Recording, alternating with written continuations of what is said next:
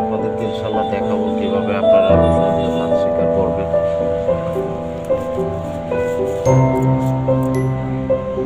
যারা যারা ভিডিওটা দেখতেছেন অবশ্যই লাইক করবেন, শেয়ার করবেন, আর ভিডিওটা অবশ্যই ফুল দেখবেন। ফুল ভিডিওটা দেখে তারপরে ট্রাই করবেন, ইনশাল্লাহ অবশ্যই ফলাফল আপনারা পাবেন। আর রসুনটা যদি সিদ্ধ করে নেন গরম পানি দিয়ে, তাহলে আরও বেটার হয়, আরও ভালো হয়। স্যানটা খুব সুন্দর করে স্যান হবে, সেক্ষেত্রে আপনারা অবশ্যই মারতে পারবেন। এটা হচ্ছে রসুনের টুক।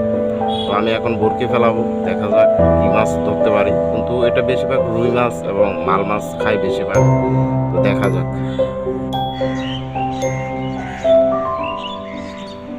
এটা হচ্ছে আমার বরকি, আর জাস্ট আমি এখানে মারবো। এটা হচ্ছে রাঙামাটি কাপ্তার লাই।